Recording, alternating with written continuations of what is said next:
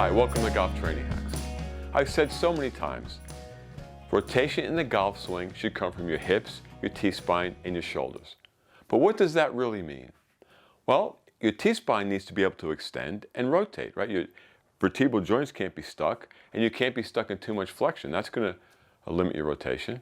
Your shoulders need to have adequate range of motion, internal and external rotation.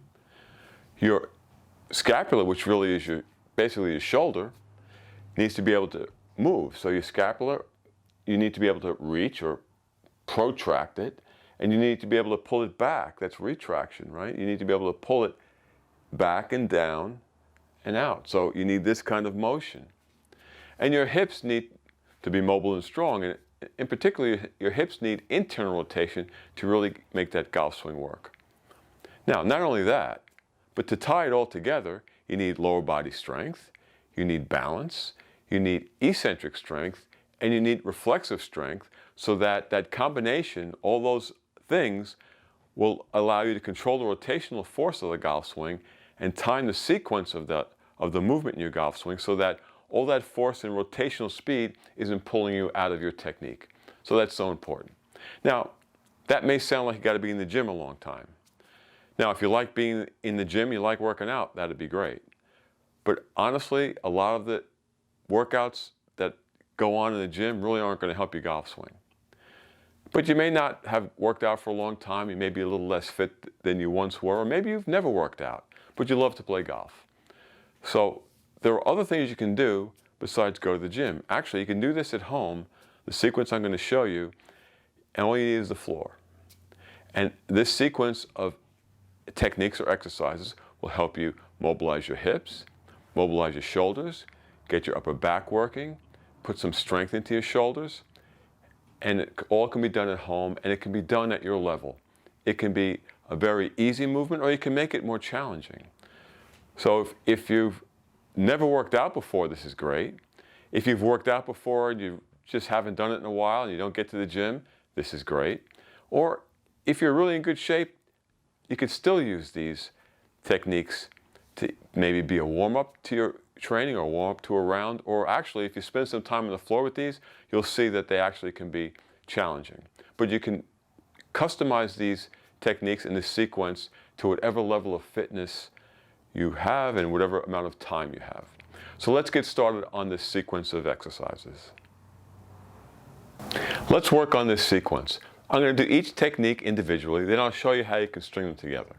Okay, the first thing we're going to do is a basic rock. So a basic rock looks like this. You're going to get on all fours. You're going to rock back as far as you can, look through your legs, and you're going to look up.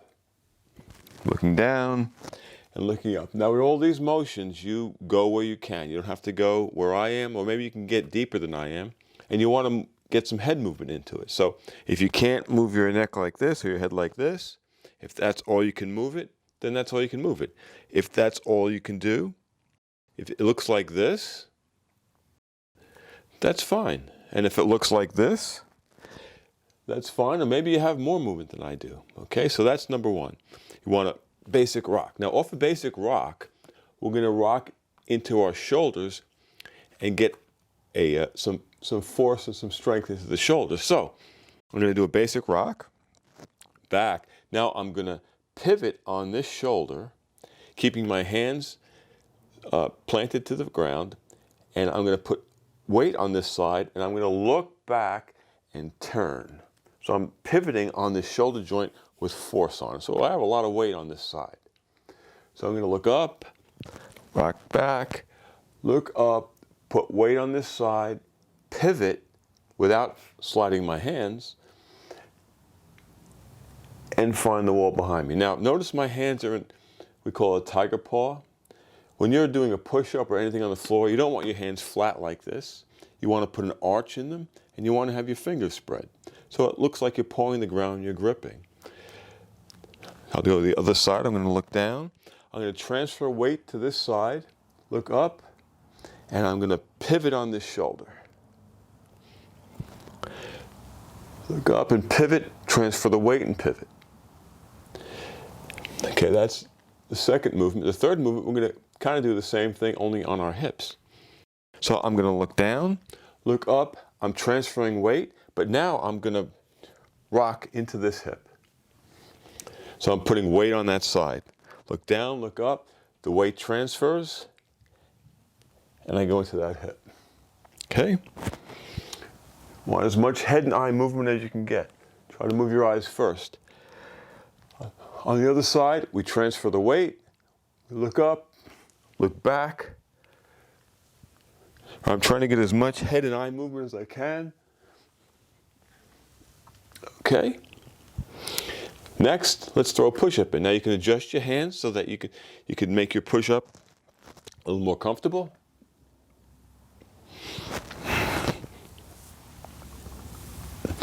Now, if you can't do that, that's okay. So if your push-up looks like this,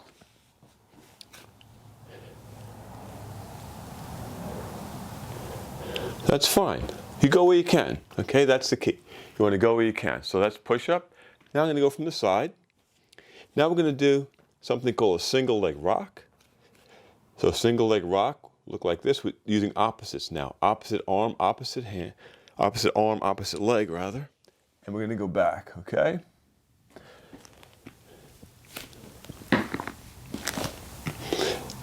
Now, if you can't get to here, I keep saying this, but it's okay.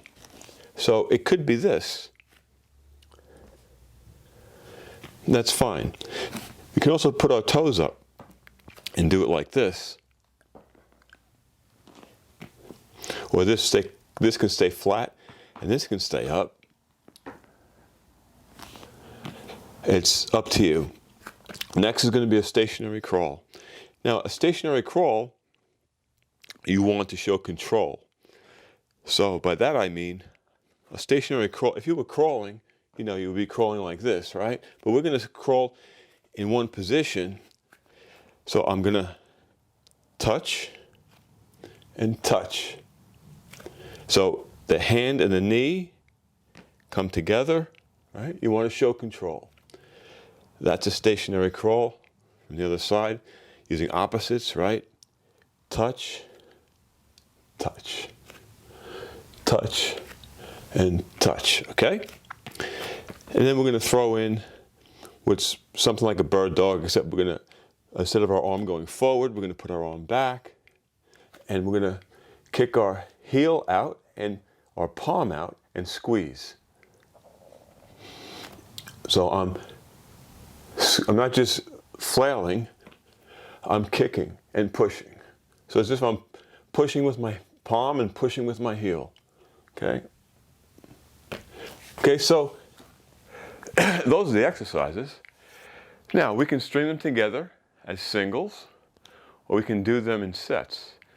So let's string them together as single movements first. Excuse me, okay? So I'm gonna do a basic rock. We're gonna do a shoulder turn. Rock into the hip.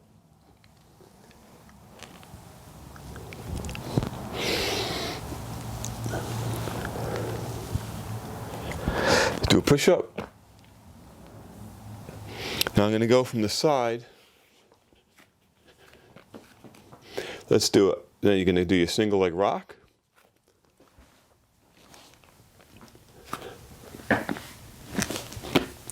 Now you're going to do a crawl.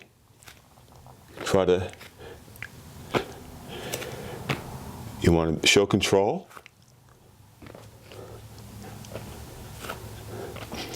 And let's kick out.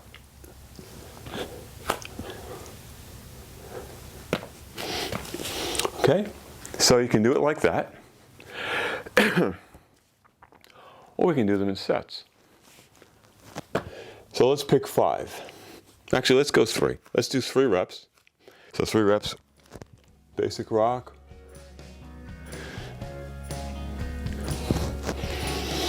Now I'm going to rock into a shoulder turn.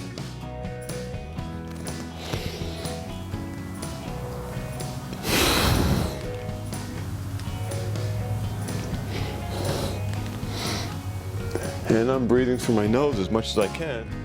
Inhale and exhale through your nose.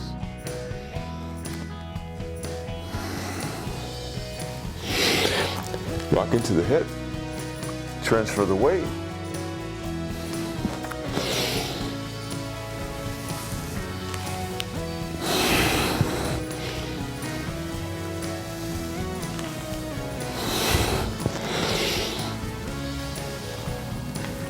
I'm keeping my tiger paw gripping the ground. Yes, 3. Adjust my hands for a push-up.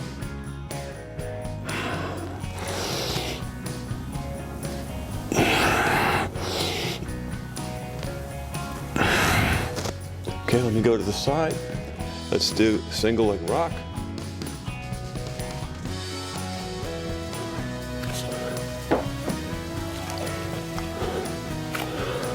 Change your foot position if you want. Go up on the toes. Or flat. Let's do a crawl. That's 1.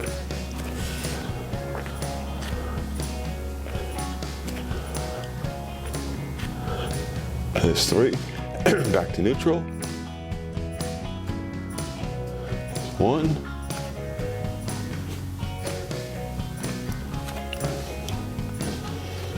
There's 3. Back to neutral and kick.